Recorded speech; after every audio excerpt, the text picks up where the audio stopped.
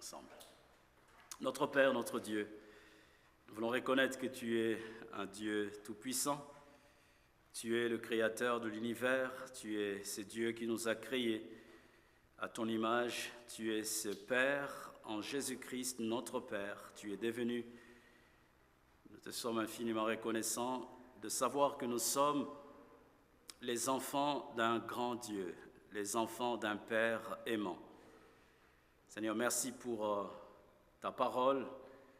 C'est par elle que tu as créé l'univers. C'est par elle que tu nous as engendrés par la puissance de ton esprit. Alors que nous voulons ouvrir les Écritures, notre Père, nous voulons nous rappeler les paroles du Seigneur Jésus. Sans moi, vous ne pouvez rien faire. Aide-moi à prendre conscience que je n'ai rien de bon à donner si ce n'est toi qui dois le faire par ton esprit.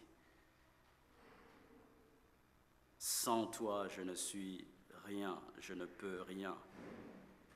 C'est la raison pour laquelle, notre Dieu, tu as envoyé le Saint-Esprit, car connaissant la faiblesse de ton Église, la faiblesse de tes serviteurs, tu as jugé bon qu'ils soient conduits, assistés par ton Esprit, afin de pouvoir être des porte-paroles fidèles de ta parole auprès de ton peuple.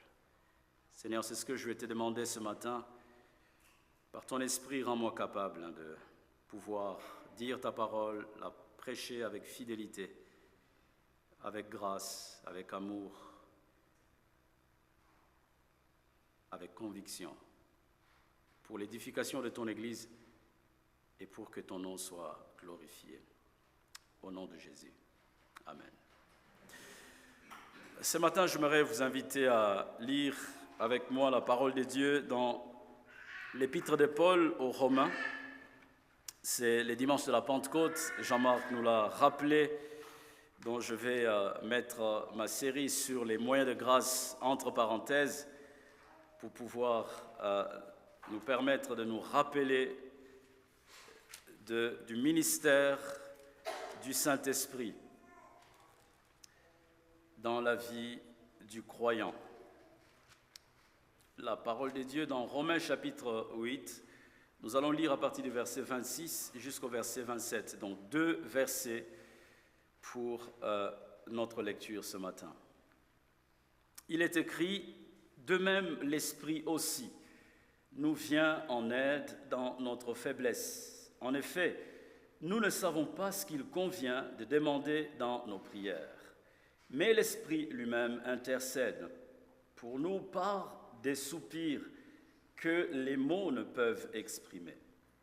Et Dieu qui examine les cœurs sait quelle est la pensée de l'Esprit, parce que c'est en accord avec lui qu'il intercède en faveur des saints. » La parole de Dieu.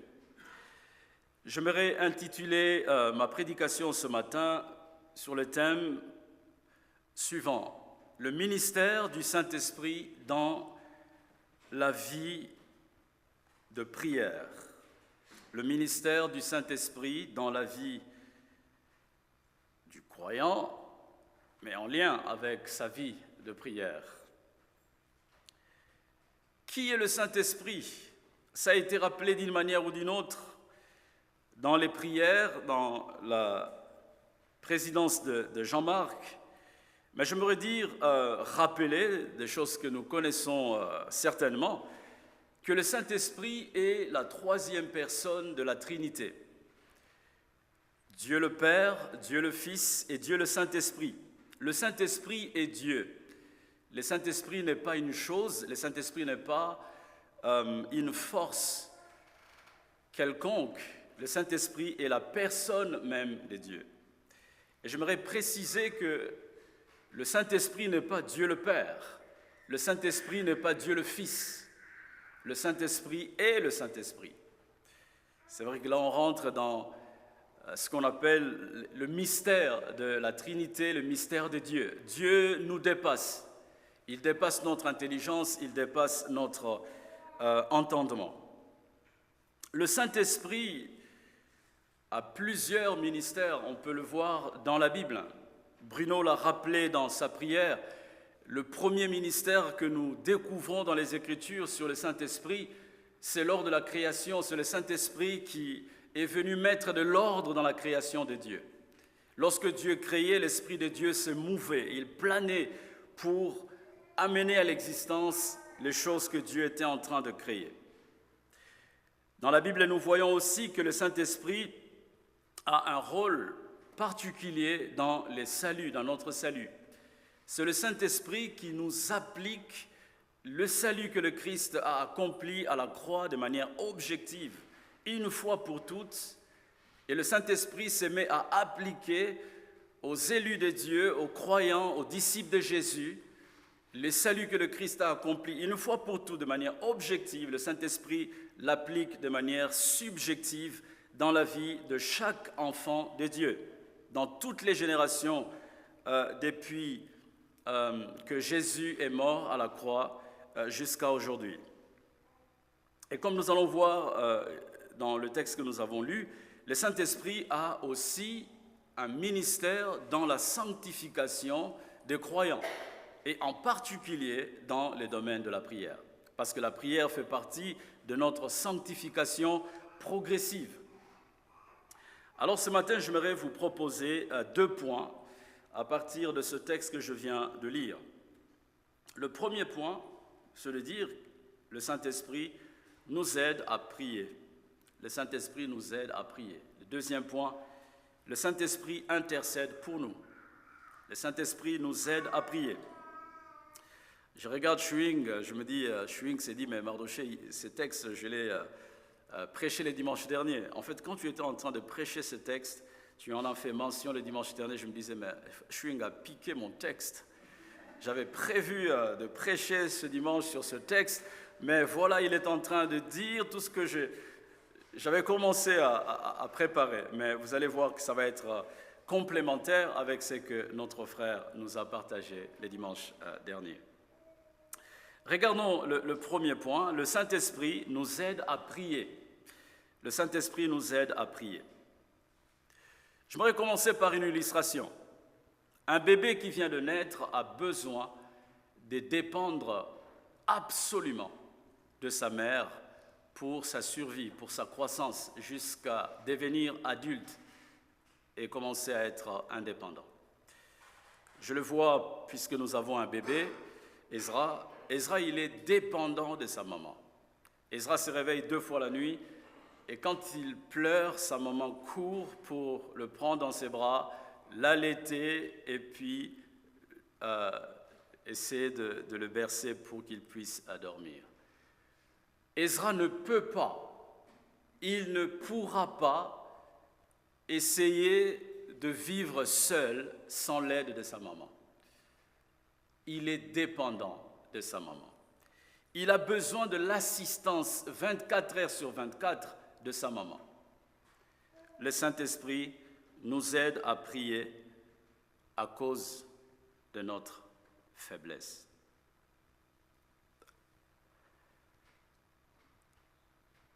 L'aide du Saint-Esprit consiste dans le fait que nos prières sont incomplètes, nos prières sont incohérentes, nos prières manquent de précision, d'efficacité. Et le Saint-Esprit vient nous aider à rendre cohérentes, à rendre complètes, à bien réformuler auprès de Dieu en notre faveur nos prières, les rendre complètes, les rendre efficaces devant Dieu. Le Saint-Esprit vient mettre de l'ordre dans nos prières. Un peu comme je l'ai dit, lorsque la création était tohu-bohu, il n'y avait pas de sens, tout était un peu difforme. Le Saint-Esprit a commencé à mettre de l'ordre dans la création de Dieu. Et c'est le rôle que l'Esprit de Dieu joue dans notre vie de prière. Lorsque nous prions, laissez-moi dire que nous ne savons même pas prier en fait. Pour qu'une personne se mette à prier, il faut que cette personne ait l'Esprit de Dieu. Et même en ayant reçu l'Esprit de Dieu, lorsque nous prions, nous bénéficions de l'aide du Saint-Esprit. Il vient pour mettre de l'ordre dans notre manière de prier. Lorsque nous formulons des sujets, des requêtes, l'Esprit de Dieu rentre en jeu pour pouvoir mettre de l'ordre, pour que nos prières arrivent devant le trône de la grâce de Dieu, complètes, efficaces, conformes à la volonté de Dieu. Chers frères et sœurs, à cause de notre faiblesse, nous sommes incapables de prier convenablement, c'est-à-dire en conformité à la volonté de Dieu. Posons-nous la question de savoir, mais d'où vient notre faiblesse? N'oublions pas que nous avons été créés à l'image de Dieu, selon sa ressemblance. Et dans Genèse chapitre 3, la Bible nous parle de la chute de l'homme, la chute de l'humanité. Lorsque le péché est entré dans le monde, l'humanité tout entière a été coupée de vie, a été coupée de la présence de Dieu. L'humanité tout entière a été corrompue, a été abîmée en quelque sorte par Adam. Et nous tous, nous sommes descendants d'Adam. Du fait de naître dans cette nature adamique, on peut dire autrement la nature charnelle, nous héritons de la part d'Adam, à cause de son péché et de notre propre péché, nous héritons une nature qui est faible, une nature qui regorge des infirmités, des faiblesses. Nous sommes faibles. Et ces faiblesses peuvent se manifester de diverses manières.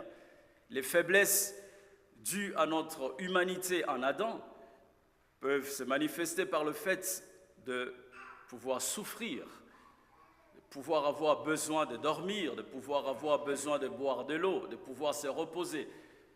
Il y a tout un ensemble de faiblesses qui font que vous et moi, même si nous sommes devenus de nouvelles créations en Jésus-Christ, même si le fait d'être né de nouveau, d'avoir été régénéré par l'action du Saint-Esprit, nous avons reçu la nouvelle création qui est déjà à l'œuvre dans nos vies.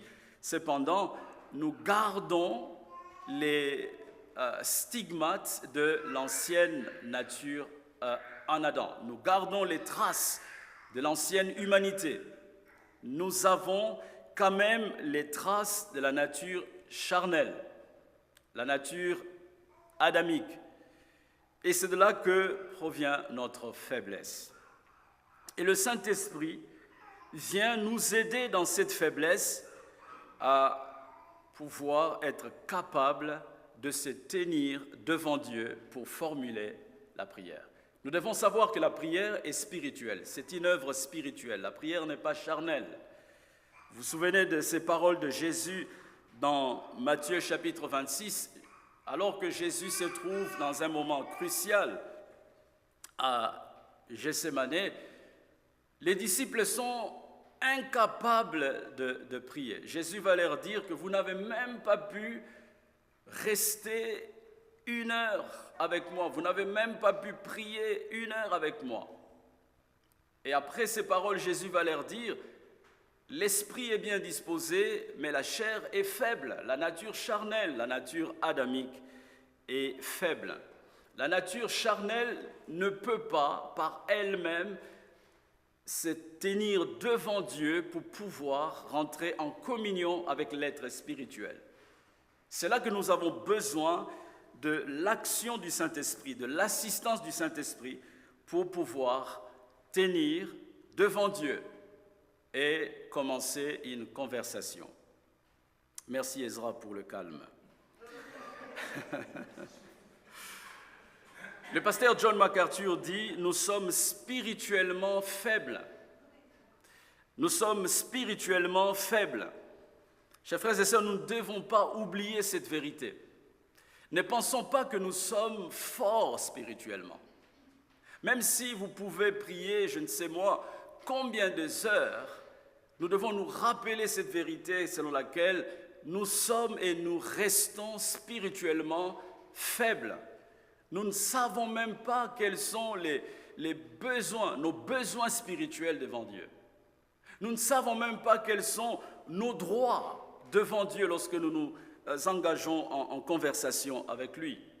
Voilà la raison pour laquelle l'Esprit de Dieu, la troisième personne de la Trinité, vient à notre secours pour nous rendre capables de tenir un échange, une conversation avec Dieu. Donc sans le Saint-Esprit, nous sommes incapables de prier, de persévérer même dans la prière. Grâce au Saint-Esprit, nos prières sont rendues efficaces pour l'accomplissement des choses que Dieu a préparées. L'apôtre Paul va dire aux Philippiens, dans Philippiens chapitre 1, au verset 19, alors qu'il est en détention, Paul dit ceci, « Car je sais que cela aboutira à mon salut, grâce à vos prières et à l'assistance de l'Esprit de Jésus-Christ. » Paul est conscient que son salut dépend d'une part des prières de l'Église, mais ces prières de l'Église sont assistées par la troisième personne de la Trinité qui vient rendre ces prières efficaces afin que ce que Dieu a prévu dans son plan se réalise. Nous avons, je disais Philippiens chapitre 1, le verset 19. Chers frères et sœurs, nous avons grandement besoin du secours de l'Esprit dans notre vie de prière. Si le Saint-Esprit nous aide dans notre faiblesse, si le Saint-Esprit nous assiste dans notre faiblesse, dans notre vie de prière, nous devons aussi savoir, c'est mon deuxième point, le Saint-Esprit intercède pour nous. Le Saint-Esprit intercède pour nous. Le Saint-Esprit intercède, dit le texte dans Romains 8, que nous avons lu, le Saint-Esprit intercède en faveur des saints. Qui sont-ils? Ce n'est pas en tout cas les saints selon la conception catholique, des personnes qui auraient accompli de bonnes œuvres.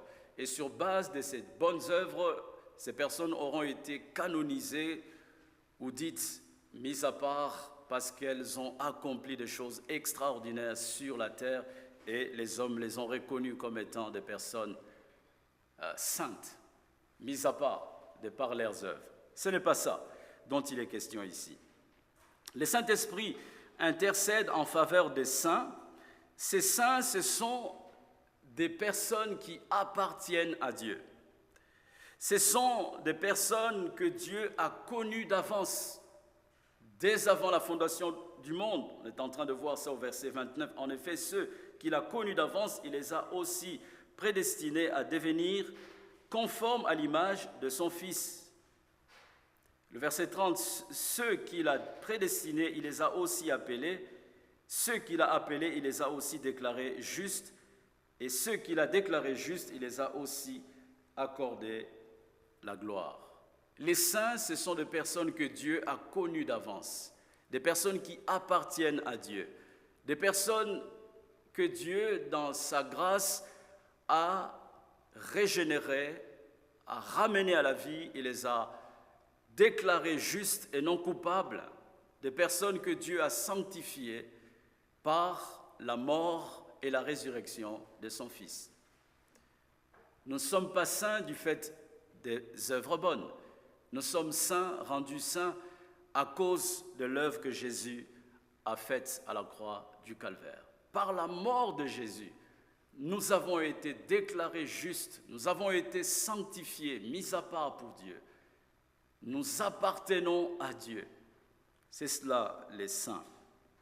Le Saint-Esprit intercède en faveur de saints. Le Saint-Esprit intercède par des soupirs inexprimables.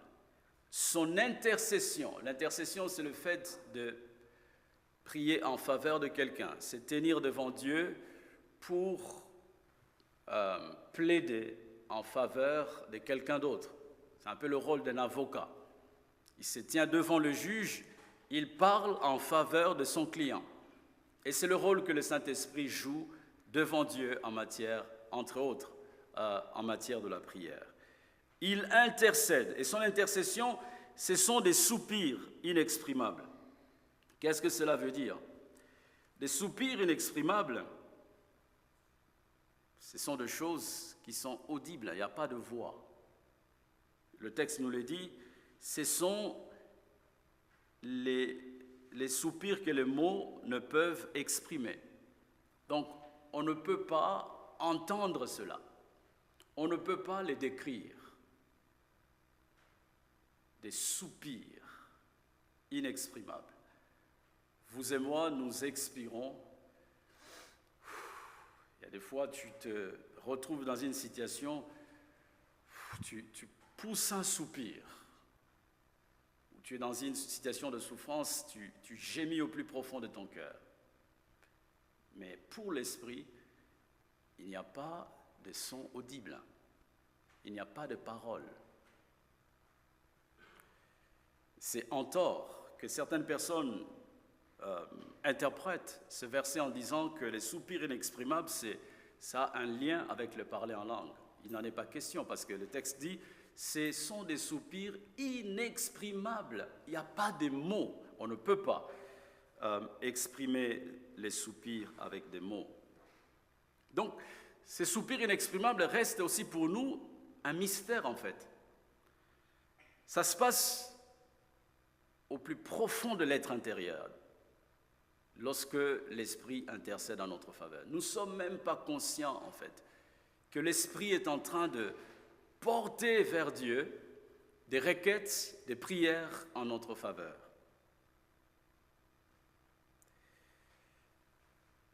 J'espère ne pas dire une bêtise. Il me semble que Jésus, lorsqu'il était dans le jardin de Gethsémane, il a pu expérimenter de ce ministère de l'Esprit. L'Esprit a prié pour lui par des soupirs inexprimables. Je m'explique.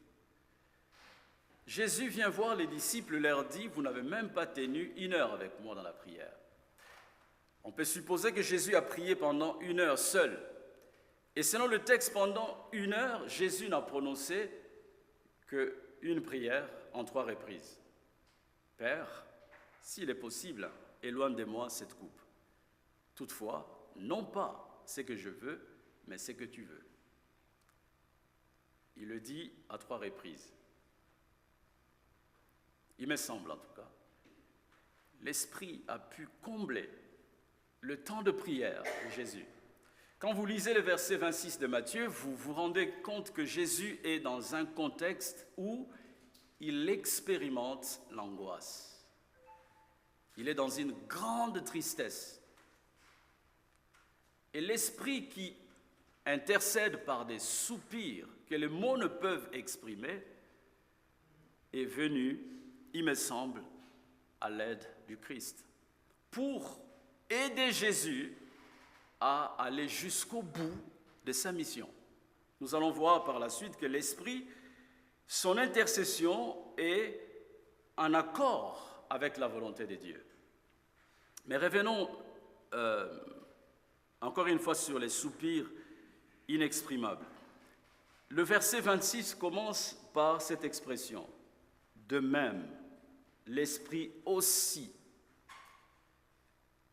Cette expression rappelle certaines choses que l'apôtre Paul a déjà dites en amont, dans un contexte précédent. Au verset 22 de Romains chapitre 8, l'apôtre Paul a parlé des soupirs que pousse la création. Paul dit que la création soupire ou gémit. Elle soupire après la manifestation ou la révélation des enfants de Dieu. La création attend avec un désir ardent. La création est en train de soupirer pour voir la manifestation complète des enfants de Dieu. La création attend que les enfants de Dieu puissent rentrer pleinement dans leur statut des enfants adoptifs. Ça, c'est le premier soupir au verset 22. Et au verset 23, ce sont les saints. Paul dit, nous aussi, nous soupirons après notre adoption. Nous sommes déjà adoptés. C'est acquis devant le tribunal de notre Dieu. Mais nous n'avons pas encore entré pleinement en possession, en réalisation parfaite dans la plénitude de notre statut d'enfant adoptif. C'est aussi un mystère, parce que moi, je ne me souviens pas les jours où j'ai poussé des soupirs pour pouvoir rentrer pleinement dans mon statut d'enfant de Dieu. Ça reste un mystère pour nous. Mais l'apôtre Paul, poussé par le Saint-Esprit, éclairé par l'Esprit de Dieu, il est conscient que non seulement la création est en train de soupirer pour voir les enfants de Dieu rentrer pleinement dans leur statut, les croyants aussi soupirent. Paul parle dans un contexte, Romains chapitre 8, à partir du verset 18, nous sommes dans un contexte où la création est soumise à l'inconsistance. La création a été soumise à l'inconsistance par Dieu.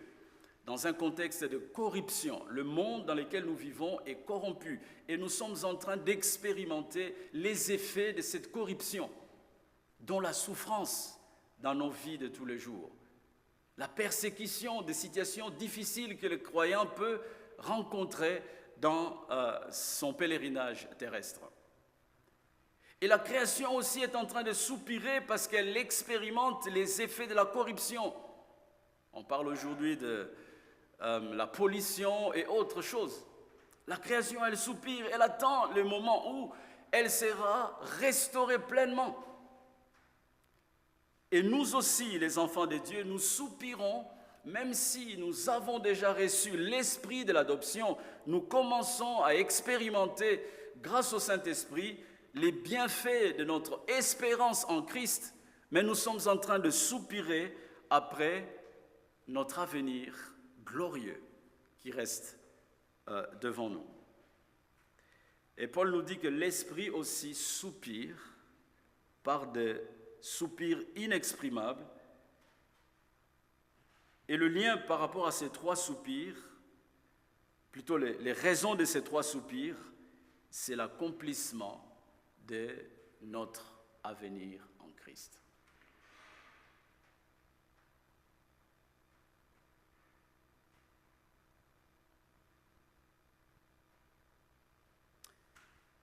Le Saint-Esprit intercède en accord avec la volonté de Dieu. Seul Dieu a la capacité de discerner à travers les soupirs de l'Esprit les paroles de sa volonté, la pensée même de l'Esprit. C'est un mystère, alors qu'il n'y a pas de mots dans ces soupirs. Mais Dieu, le Père, a la capacité de discerner, d'aller scruter dans ces soupirs pour recevoir les prières de l'Esprit qui sont en conformité avec sa volonté. On peut se poser la question de savoir, mais quel est le sujet principal de l'intercession du Saint-Esprit?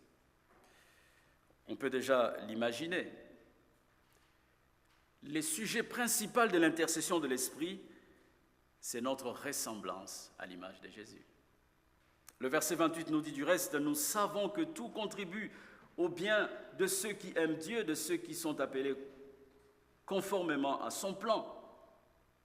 Et le verset 27 nous dit que l'Esprit intercède en conformité à la volonté de Dieu, en accord avec la volonté de Dieu, en accord avec le plan de Dieu. Et le plan de Dieu, c'est que les saints, les enfants de Dieu, qui sont déjà adoptés, puissent devenir comme Jésus. Extraordinaire.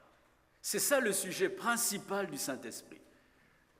Il n'intercède pas pour que nous soyons en bonne santé. Le Saint-Esprit n'intercède pas pour que nous ayons les poches pleines. L'Esprit, son intercession est focalisée sur notre avenir avec Christ. Il est en train de soutenir notre espérance, déjà ici et maintenant. Il soutient notre espérance et il veille par ses prières, par son intercession, à notre devenir en Christ dans quelque temps.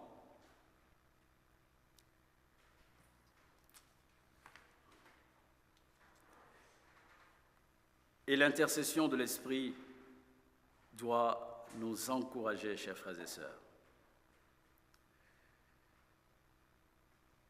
Nous avons vu que l'Esprit nous aide à prier, l'Esprit prie en notre faveur.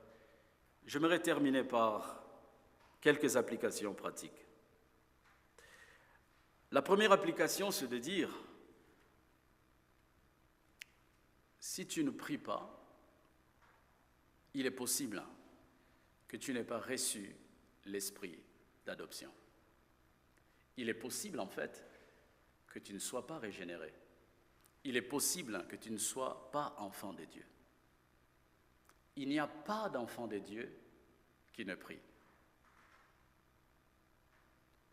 Tous les enfants de Dieu, puisqu'ils ont reçu l'esprit d'adoption, sont rendus capables par le Saint-Esprit à pouvoir entrer en conversation avec le Père. C'est impossible qu'un enfant de Dieu ne prie pas. Nous pouvons prier grâce à l'esprit d'adoption que nous avons reçu. Et pour pouvoir recevoir l'esprit d'adoption, il faut avoir été régénéré par la parole et par le Saint-Esprit. Mais si tu ne pries pas, il y a un problème. Tu dois examiner comment tu es venu en Christ. C'est vraiment important, chers amis. Un chrétien, ça doit prier. C'est comme un être vivant, ça doit respirer. Il n'y a pas d'être vivant qui ne respire. Si tu ne respires pas, tu es mort. On ne devrait plus te compter parmi les vivants. Examinons comment sommes-nous devenus croyants. La bonne nouvelle, c'est que vous pouvez devenir enfant de Dieu si vous reconnaissez que vous êtes incapable de vous sauver. Vous êtes incapable par vos propres forces de vous tourner vers Dieu, de venir à Christ. Vous avez besoin de la grâce de Dieu.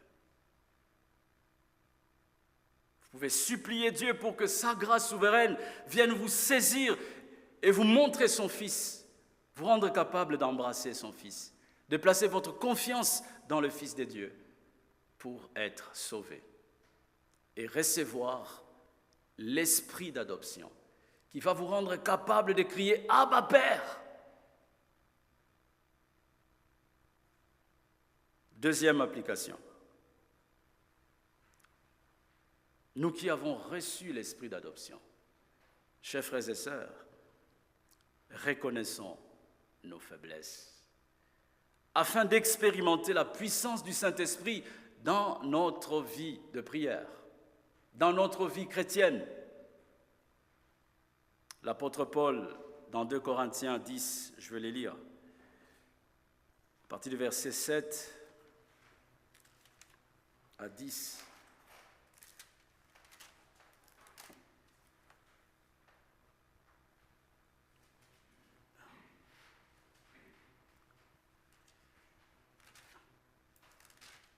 Pardonnez-moi, c'est 2 Corinthiens chapitre 12.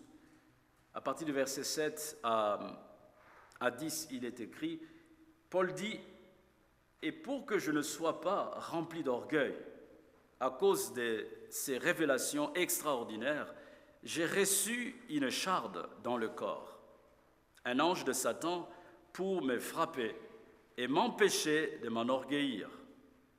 3 fois, j'ai supplié le Seigneur de l'éloigner de moi. Et il m'a dit, ma grâce te suffit, car ma puissance s'accomplit dans la faiblesse. Aussi, je me montrerai bien plus volontiers fier de mes faiblesses, afin que la puissance de Christ repose sur moi. C'est pourquoi je me plais dans les faiblesses, dans les insultes, dans les détresses, dans les persécutions, dans les angoisses pour Christ, car je suis faible. C'est alors que je suis fort. Nous devons prendre conscience, chers frères et sœurs, jour après jour, combien nous avons besoin de dépendre du Saint-Esprit pour vivre avec Dieu, pour marcher avec Dieu. Souvenez-vous de l'illustration du bébé qui doit dépendre de sa maman pour vivre, pour grandir jusqu'à atteindre l'âge adulte. C'est aussi pareil pour nous. Très souvent, nous ne grandissons pas dans la maturité de la foi, notre vie de prière ne progresse pas à cause de notre orgueil en fait. Parce que nous avons tendance à croire que nous sommes par nous-mêmes capables de prier, de persévérer dans la prière, au lieu de demander constamment l'aide de Dieu. De reconnaître devant Dieu que sans toi, je ne peux rien, Seigneur. Je ne peux pas bâtir une vie de prière, je ne peux pas persévérer dans la prière sans ton aide, sans l'aide de ton esprit. J'ai constamment besoin. Chers frères et sœurs, nous devrions exprimer des prières ferventes devant Dieu pour recevoir l'aide de son esprit. Nous avons besoin de l'aide de l'esprit pour avoir une vie de prière qui glorifie Dieu. À chaque fois que nous reconnaissons notre faiblesse, nous permettons à l'Esprit de Dieu de pouvoir agir. Mais si nous ne reconnaissons pas notre faiblesse, nous bloquons l'accès à l'Esprit de Dieu. Certes, il est souverain, il agit comme il veut, il peut souffler où il veut. Mais nous avons besoin de reconnaître combien nous sommes faibles et combien nous avons besoin de l'assistance, de l'aide du Saint-Esprit. Troisième application, prions par l'Esprit. Prions par l'Esprit. Qu'est-ce que ça veut dire? Ça veut dire prions les Écritures. Prions à partir de la Bible. Lorsque nous prions les Écritures, nous sommes en conformité avec la volonté de Dieu. Deux témoignages. Le premier témoignage, je l'ai lu dans les livres de Paul Miller sur une vie en prière. Il raconte comment il prie régulièrement pour ses enfants à partir des Écritures. Il choisit un verset pour chacun de ses enfants et il persévère dans la prière par la grâce de Dieu et son esprit tous les jours en priant pour ses enfants à partir de ces versets. Il raconte qu'il voyait beaucoup d'orgueil chez un de ses fils, très ambitieux par rapport à ses choix de vie, etc., etc. Il a choisi un verset de l'Écriture pour demander à Dieu de façonner le cœur de son fils pour qu'il devienne rempli de douceur, de sagesse, d'humilité. Et il rend grâce à Dieu, après quelques années, de constater combien le Seigneur a été fidèle. Il a accompli sa parole. Le deuxième exemple, c'est aussi un pasteur. C'est dans un livre que je suis en train de lire pour l'instant sur le ministère pastoral. Ce pasteur raconte qu'un de ses fidèles avait son épouse qui était non-croyante. Elle était hospitalisée, elle était mourante. Et le frère a fait venir ce pasteur parce qu'il voulait que le pasteur fasse une prière, alors que sa femme, on devait la débrancher. Il y avait la famille de la femme, au moins 15 personnes dans la pièce. Et le pasteur dit, mais j'ai senti la pression, je me suis dit, mais qui suis-je? quelle prière je vais faire à ces moments précis. Il dit, mais je vais prier l'Écriture. Il a prié à partir de Jean 3,16. Il dit, mais comment prier pour une personne non-croyante? Je ne sais pas quelle est sa destinée. Comment prier? Quelle prière formuler? Je ne vais pas manipuler les gens. Il a prié Jean 3,16. Il raconte en disant combien de personnes qui étaient là ont rendu témoignage par la suite par rapport à l'authenticité de ce qui sortait de sa bouche. Il dit, mais j'ai prié l'Évangile. Chers frères et sœurs, soyons encouragés à prier à partir des Écritures. Quand vous lisez par exemple Daniel chapitre 9, vous voyez que l'intercession de Daniel, comment c'est ancré dans les Écritures. En priant les Écritures, nous prions en conformité avec la volonté de Dieu. Et voici ma quatrième et dernière application. Réjouissons-nous de ce que l'Esprit intercède pour nous. Réjouissons-nous de ce que l'Esprit intercède pour nous, car l'intercession de l'Esprit a des conséquences dans cette vie et dans celle à venir. Ce que l'apôtre Paul va dire au chapitre 8, à partir du verset 28 et suivant, déjà au verset 31 par exemple, que dirons-nous donc de plus? Schwing l'a rappelé les dimanches derniers, si Dieu est pour nous, qui sera contre nous? Verset 35, qui nous séparera de l'amour de Christ? Serait-ce la détresse, l'angoisse, la persécution, la faim, le dénuement, le danger ou l'épée? Au contraire, dans tout cela, nous sommes plus que vainqueurs grâce à celui qui nous a aimés. En effet, j'ai l'assurance que ni la mort, ni la vie, ni les anges, ni les dominations, ni le présent, ni l'avenir, ni les puissances, ni la hauteur, ni la profondeur, ni aucune autre créature ne pourra nous séparer de l'amour de Dieu manifesté en Jésus-Christ notre Seigneur. Ces choses sont possibles parce que le Saint-Esprit intercède pour nous. Notre salut est garanti parce que non seulement Jésus est mort pour nous à la croix, non seulement il est ressuscité, non seulement Jésus à la droite du Père, il intercède en notre faveur, et aussi le Saint-Esprit intercède en notre faveur. Il pousse des soupirs inexprimables devant le trône de la grâce de Dieu pour que vous et moi, nous puissions persévérer dans notre salut. Cela doit rendre gloire à Dieu. Si nous persévérons dans la vie spirituelle, si nous persévérons dans la marche avec Dieu, ce n'est pas à cause de nos forces. C'est à cause de l'intercession de l'Esprit. C'est à cause de l'intercession de Christ. Et gloire à Dieu pour ça. Réjouissons-nous, chers frères et sœurs. Quelle que soit la situation dans laquelle tu es, les épreuves par lesquelles tu peux passer ce matin, n'oublie pas que l'Esprit est en train d'intercéder pour toi auprès du Père par des soupirs que le mot ne peut exprimer. Sois rassuré du fait que le Seigneur Jésus et le Saint-Esprit intercèdent pour toi. Chers frères et sœurs, nous sommes bénis de Dieu d'avoir deux intercesseurs fidèles et fiables devant le trône de la grâce de Dieu pour nous accompagner dans notre vie terrestre, dans notre marche avec Dieu. Et grâce à leur intercession, nous serons portés jusque dans la gloire. Prions le Seigneur.